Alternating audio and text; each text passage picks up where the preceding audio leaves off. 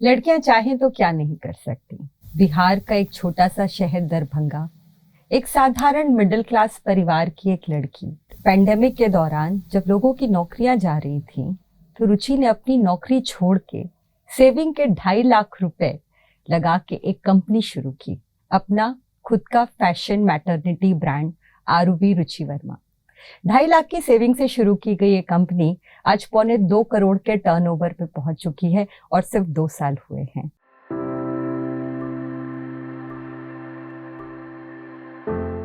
यो story Hindi में आपका बहुत बहुत स्वागत है। मैं हूं मनीषा पांडे और हमारे साथ स्टूडियो में मौजूद हैं रुचि वर्मा।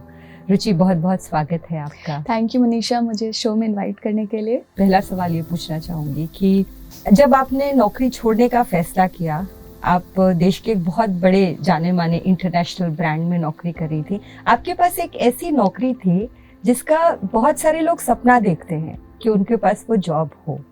आपके पास वो जॉब थी और सब कुछ बढ़िया चल रहा था, करियर अच्छा चल रहा था। आपने अचानक एक दिन फैसला किया कि आप वो नौकरी छोड़कर अपना खुद का कुछ करेंगे, क्यों? देखिए, इसके पीछे 2 बहुत अहम रीज़न्स हैं। पहला रीज़न तो ये है कि मुझे जो सेल्फ सेटिस्फैक्शन था उसमें कमी लग रही थी।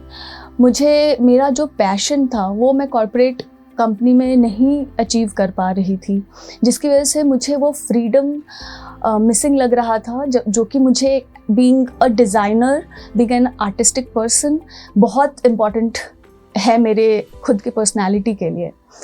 तो मुझे लगा कि नहीं, let's think about it. And दूसरा बहुत अहम रीज़न ये भी था कि मेरे लिए वर्क लाइफ बैलेंस होना बहुत इम्पॉर्टेंट है। तो फिर मैंने एक दिन ऐसे ही बैठे बैठे ऑफिस में डिसाइड किया कि शायद मैं ट्राई करना चाहूँगी खुद का, जो शायद मुझे एक सेल्फ सेटिस्फैक्शन दे। तो मैंने अपने हस्बैंड और अपने पेरेंट्स से डिस्कस की बात before typing the resignation letter, but उन लोगों ने मुझे मना किया।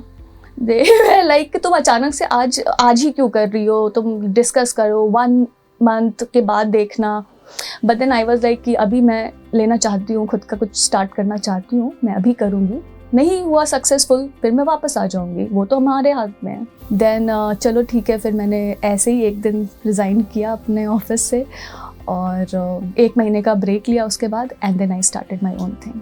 रुचि, आप एक ऐसी फैमिली से आती हैं जहाँ पे आपके पिताजी, चाचा जी और ज्यादातर लोग बैंक सेक्टर में काम करते हैं। बिजनेस का कोई बैकग्राउंड नहीं है और बहुत एक normal middle class Bihari family होती है। किसी ने कभी बिजनेस नहीं किया। हाँ, बिजनेस बहुत अलग तरह के माइंडसेट, सोच की जरूरत होती है।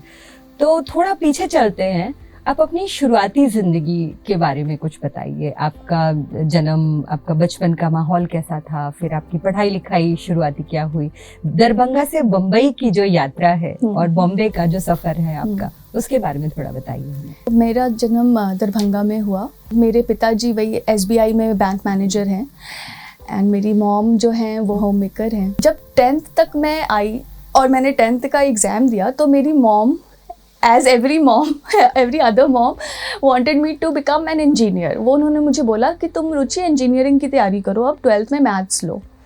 तो मेरा भी उस समय मैथ्स में इंटरेस्ट था। मैंने बोला हाँ जी बिल्कुल, मैं ले लेती हूँ। फिर मैंने मैथ्स से अपना 12th की पढ़ाई शुरू की और फिर मैं कोटा भी गई कुछ 6 महीने के लिए to become an aspiring engineer.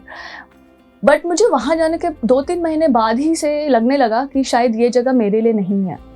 तो मैंने अपने फादर से डिस्कस किया ये बात। मैंने बोला कि पापा, शायद मुझे पहले अपना 12th पे ज़्यादा ध्यान देना चाहिए और मुझे आर्ट की तरफ ज़्यादा इंक्लिनेशन है, तो क्या करूं? तो मेरे फादर ने मेरा पूरा सपोर्ट किया। उन्होंने बोला चलो ठीक है, तुम अभी वापस आओ दरभंगा, अपना 12th एग्ज़ाम दो, साथ में इंजीनियरिंग एंड डिज़ाइन कॉलेजेस में भी तुम अप्लाई करो।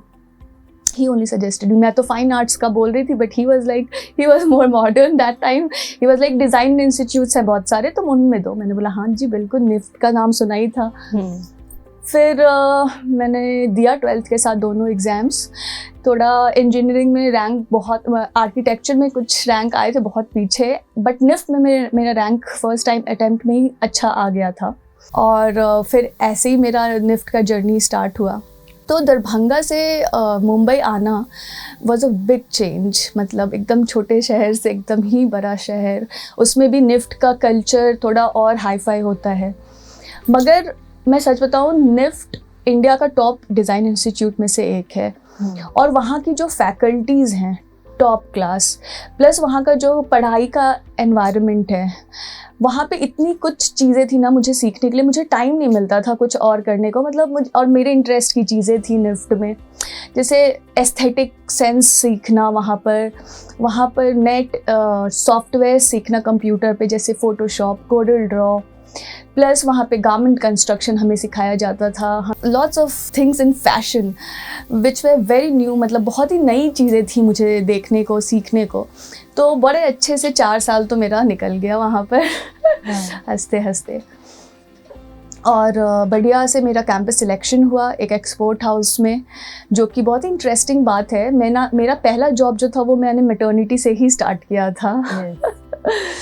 तो वो एक मेरे लिए, इसलिए मैटरनिटी थोड़ा पर्सनली भी मुझे बहुत टच रहता है, मुझे वो कैटेगरी। फिर उसके बाद मुझे लगा थोड़ा एक्सपोर्ट हाउस से डिफरेंट कल्चर मुझे चाहिए, रिटेल में मैं आना चाहती थी। वहाँ से फिर मैंने वेस्ट साइड टाटा एंटरप्राइज में ज्वाइन किया। That was another excellent experience. वो लोग मुझे इंटरनेशनल ट्रिप्स देते थे, जिसकी वजह से काफ़ी एक्सपोजर हुआ मुझे इंटरनेशनल मार्केट का और मेरे करियर के लिए काफ़ी हेल्पफुल था। देन फिर वहाँ से मेरे हस्बैंड का ट्रांसफ़र हुआ गुड़गांव। तो ऑफ कोर्स थोड़ा फैमिली भी मैं बैलेंस करती हूँ, तो मैं उनके साथ आने का डिसाइड कर लिया मैंने कि कोई बात नहीं, दिल्ली में भी काफ़ी नौकरियाँ हैं। और जब मैं दिल्ली आई, मुझे स्पेंसर्स आरपीजी गोयनका ग्रुप में मेरा सिलेक्शन हुआ। उनके भी यहाँ पे मैं डिज़ाइन मैनेजर के जैसे किड्स वेयर रेंज में मैंने 2 साल नौकरी की। वहाँ से मैंने लास्ट में 1 ईयर एक बायोवर्ल्ड मर्चेंडाइजिंग करके है, वो लाइसेंसी है मार्वल, डिज्नी, इन सब की। तो वो भी थोड़ा डिफरेंट था। मगर वही जो मैं आपको बता रही थी, इन सब जगहों पर इतने रिस्ट्रिक्शंस मुझे लगते थे। मतलब मुझे थी क्रिएटिव फील्ड थी, बट जो मैं कई बार चाहती थी वो चीज़ मैं नहीं कर पा रही थी, मुझे थोड़ी रिस्ट्रिक्शंस दिख रहे थे। तो फिर मुझे लगा चलो अभी 7 इयर्स का अच्छा एक्सपीरियंस हो गया है मुझे, और अगर मैं खुद का कुछ कर देखूँ, तो और मैंने बोला मैं एक ट्राई करूँगी। फिर मैंने खुद का स्टार्ट किया। आपने बहुत सारी रेंज पे काम किया, kids wear, girls wear and maternity जो आपकी पहली जॉब थी। लेकिन जब आप अपना बिजनेस शुरू करने के बारे में सोच रही थी, तो आपने मैटरनिटी ब्रांड ही क्यों स्टार्ट किया? इसके पीछे कोई खास वजह थी? मैटरनिटी ब्रांड मेरे सिलेक्शन करने का सबसे बड़ा रीज़न तो ये था कि मुझे कुछ अलग कैटेगरी करना था। विमेंस हर कोई कर रहे थे, मेंस हर कोई कर रहा है। प्लस जब मैं रिसर्च अपना कर रही थी, तभी मैंने देखा कि मैटरनिटी में स्कोप काफ़ी हैं, और मेरा जो एक्सपीरियंस रहा है उसकी वजह से मैंने काफ़ी छोटे छोटे इनपुट्स मिसिंग देखे इंटरनेट पे ही। तो मुझे लगा कि इससे स्टार्ट करते हैं, एक्सपैंड करना। अच्छा क्लिक किया तो मेरे हाथ में है। थैंकफुली अच्छा क्लिक किया मैटरनिटी, और आज मैं विमेंस रेंज में भी कैटेगरी में भी आ गई हूँ। हाँ, और आगे भी प्लानिंग है कि थोड़ा और एक्सपैंड करूँगी। आपके पास एक तरह के काम का अनुभव था, आप डिज़ाइनर थी, आप डिज़ाइन बना सकती थी जी। लेकिन बिजनेस शुरू करने के लिए सिर्फ डिज़ाइन बनाना ज़रूरी नहीं, उसके लिए कंपनी का रजिस्ट्रेशन कैसे कराना है, टैक्स कैसे भरना है। आप सामान बना तो लेंगे, लेकिन आप उसको कहाँ बेचेंगे, कैसे बेचेंगे, बहुत सारे सवाल और बहुत सारी चुनौतियां होती हैं। मुझे याद है आपने बातचीत के दौरान कहा था कि आपने वो बहुत सारे सवालों की एक लंबी लिस्ट बनाई, और उन सब के जवाब खोजने के बाद इट वाज लाइक बहुत प्लान तरीके से, बहुत डिसिप्लिन के साथ सब कुछ सोच समझ कर आप उस दिशा में कदम बढ़ा रही थी।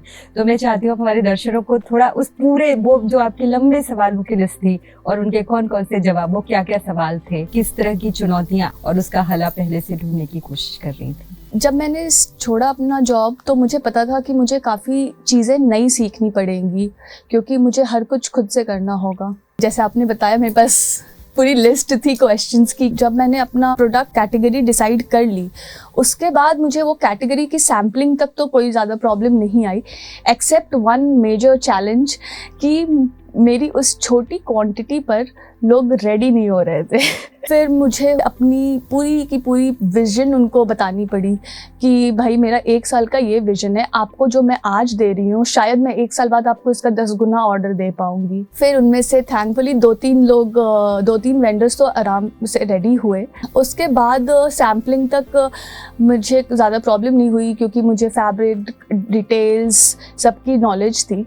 बट जब बल्क प्रोडक्शन की बात आई तो मेरा नॉलेज वहाँ पर थोड़ा ये था क्योंकि वो मर्चेंडाइजर्स मोस्टली संभालते हैं, तो वो पार्ट अब मुझे करना था।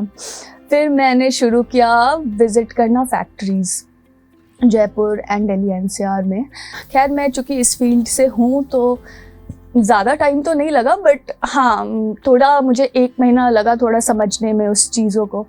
एंड खैर फाइनली बल्क प्रोडक्शन भी रेडी हो गया। उसके बाद का चैलेंज था मुझे अपना ब्रांड ट्रेडमार्क करना। पहले तो जीएसटी रजिस्ट्रेशन होती है, तो मैंने जीएसटी रजिस्ट्रेशन मैं यूट्यूब को बहुत थैंक्स दूंगी कि जो आज के डेट में यूट्यूब के कंटेंट्स हैं, एक कुछ भी अगर आप चाहो एवरीथिंग इज़ अवेलेबल देयर। तो मुझे जीएसटी रजिस्ट्रेशन तो वहाँ से मैंने देख करके कर लिया। फिर आया रजिस्टर करना, ट्रेडमार्क लेना, वो फिर मुझे वहाँ पर सीए की हेल्प लेनी पड़ी। जब मैंने स्टार्ट किया था तो सिर्फ 2.5 लाख से स्टार्ट किया था। उतना तो मेरा सिर्फ और सिर्फ प्रोडक्शन, बल्क प्रोडक्शन में ही निकल गया था और थोड़ी बहुत इधर उधर के खर्च में। तो उस टाइम मैं एम्प्लॉय रख नहीं सकती थी। तो जो ये वाला प्रोसीजर होता है ना, पैकेजिंग, डिलीवरी, रिटर्न, ये मैंने डिसाइड किया मैं खुद करूँगी। ओके। और स्टार्टिंग में तो बड़ा मज़ा आता था, अरे ऑर्डर्स आए हैं चलो पैकिंग करते हैं। 10 ऑर्डर्स तक ठीक था, 30 ऑर्डर्स तक पर डे तक भी ठीक था। बस जिस दिन 50 ऑर्डर्स हुए ना, उस दिन से मेरी बहुत हालत ख़राब हुई क्योंकि 50 ऑर्डर को पैक करने से क्या हो रहा था ना, मुझे इतनी थकान हो जाती थी कि मैं अपना जो मेरा काम था डिज़ाइनिंग, प्रोडक्शन और कुछ मैनेज करना अपने कंपनी का, वो सब प्रोडक्टिव चीज़ों में बहुत कम टाइम दे पा रही थी। उस टाइम तक थैंकफुली मेरा इतना सेविंग्स हो चुका था कि मैं सारे अपने प्रोडक्ट्स को आउटसोर्स कर दिया कि वेयर हाउस में कि चलो अब तुम भाई संभालो। तो वो एक और चैलेंज मैंने पार किया। तो बस ये ऐसे करते करते अभी आज मैं इस स्टेज पर हूँ। आपने शुरुआती सारी चुनौतियों और परेशानियों से लेकर आप 30-50 ऑर्डर तक पहुंच गए, लेकिन मैं आपको थोड़ा पीछे लेके चलना चाहूँगी। और वो पहली बार जब वेंडर से आपने 10 डिज़ाइन बनाए थे और 15 पीसेस तैयार करने को कहा था, और वो 15 पीसेस आपने वेबसाइट पे पहली बार अपलोड किए और आप इंतज़ार कर रही हैं पहले ऑर्डर का, and then the first order comes. आपको उनका नाम, उनका पता, सब कुछ अभी भी याद है। मैं चाहती हूँ अपने दर्शकों को उस पहले ऑर्डर की कहानी थोड़ी विस्तार से सुनाएं। 31 जुलाई था, फ्राइडे था उस दिन। मैंने अपना ऑनलाइन अमेज़ॉन और फ्लिपकार्ट पे लाइव कर दिया था और मैं उसके बाद बैठ गई आराम से कि भाई आज फ्राइडे है, एंजॉय करते हैं। ऑर्डर तो चलो आएगा, अभी 1-2 वीक शायद लगेंगे क्योंकि विजिबिलिटी होनी चाहिए। ऊपर से मेरे प्रोडक्ट्स भी सिर्फ 15 थे, तो मुझे उम्मीद काफ़ी कम थी जल्दी ऑर्डर आने की। तो मैं आराम से फ्राइडे इवनिंग एंजॉय कर रही थी, टीवी देख रही थी, और मुझे मेरे मोबाइल पर अमेज़ॉन का ऐप पर आता है notification that you have received an order.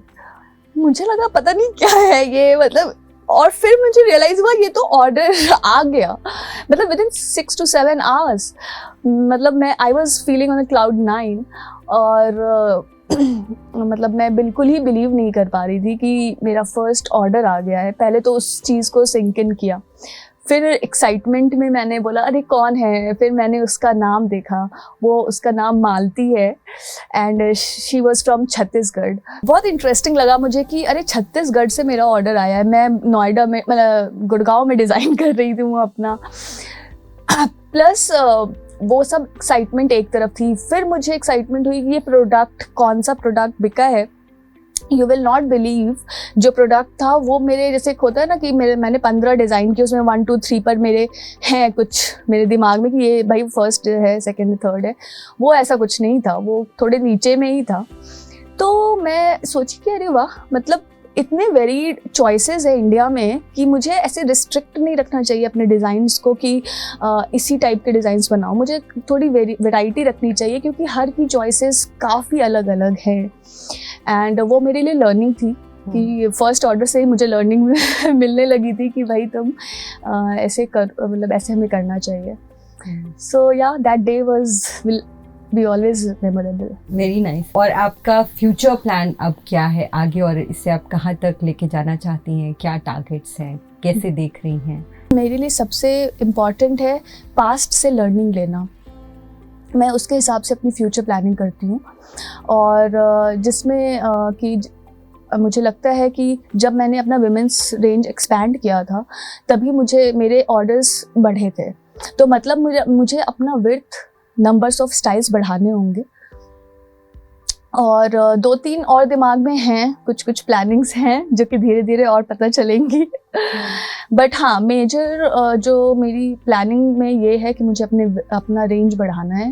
Categories 1-2 और ऐड करने वाली हूँ मैं जल्दी। ओके, तो अब यानी कि आरूबी जो है वो सिर्फ मैटरनिटी फैशन डिजाइन स्टाइल तक सीमित नहीं रहेगा, बल्कि हर तरह की लड़कियों के लिए, महिलाओं के लिए आपके पास और भी बहुत सारे आने वाले वैरायटीज आने वाली हैं। ओके रुचि, जाते जाते मेरा आखिरी सवाल आपसे ये है कि आपने शायद कभी भी नहीं सोचा होगा इस तरह से कि आप एक दिन जिस तरह के परिवारों से, जैसे बैकग्राउंड से हम सब आते हैं, कि हम एक दिन एंटरप्रेन्योर बन जाएंगे। तो आप ऐसी बहुत सारी लड़कियों को जो किसी बिजनेस बैकग्राउंड से नहीं आती हैं, जिनके पास इस तरह का कोई एक्सपीरियंस नहीं है, उनकी फैमिली बैकिंग उस तरह से नहीं है, आप आने वाली लड़कियों को, हम आपके ही जैसे परिवेश से आ रही लड़कियों को क्या सुझाव, क्या सलाह देना चाहेंगी कि अगर वो ऐसा कुछ करना चाहती हैं अपने जीवन में, तो रुचि की का क्या सजेशन है उनके लिए? जी बिल्कुल, जैसा मैंने अपनी स्टोरी में बताया कि मैंने जिस दिन अपना जॉब छोड़ा, मैंने यही चीज़ सोचा था कि मुझे ट्राई करना है जिस चीज़ की बिलीव है मुझे। I was believing in myself कि मुझे पता है कि मेरी ये कैटेगरी स्ट्रॉन्ग है। You have to be very confident कि तुम जो प्रोडक्ट के बारे में सोच रही हो बनाना, तुम बस बिलीव करो। You have to believe in yourself और आगे बढ़ जाओ। हेल्प करने वालों की कमी नहीं मिलेगी, काफ़ी हेल्प मिलेंगे, और जिनसे मांगोगी। मैं अपनी भी बताती हूँ, मैंने जिनसे हेल्प मांगा है, लेट ही सही, बट मुझे हेल्प हर किसी ने किया है। ऐसा कोई नहीं मिला है कि इसने ना बोल दिया है कि अरे मैं नहीं करूँगी। So you just have to believe in yourself and you have to give a push. बस स्टार्ट कर दो and it will find your way. Thank you so much Ruchi, बहुत अच्छा लगा आपसे बात करके, और हमारे दर्शकों को भी आपसे बहुत कुछ जानने सीखने को मिला। तो आप देख रहे थे फाउंडर्स फ्राइडे, और हमारे साथ बात कर रही थी रुचि वर्मा। बहुत बहुत शुक्रिया रुचि, बहुत अच्छी, बहुत इंस्पायरिंग बातचीत रही, काफ़ी मज़ा आया आपसे बात करके। तो दोस्तों, आज हम बात कर रहे थे आरूबी की फाउंडर रुचि वर्मा से। उम्मीद है ये एपिसोड आपको पसंद आया होगा। आप योर स्टोरी हिंदी को सारे सोशल मीडिया प्लेटफॉर्म्स पर फॉलो करते रहिए और हमारे साथ जुड़े रहिए और स्टोरीज के लिए। धन्यवाद।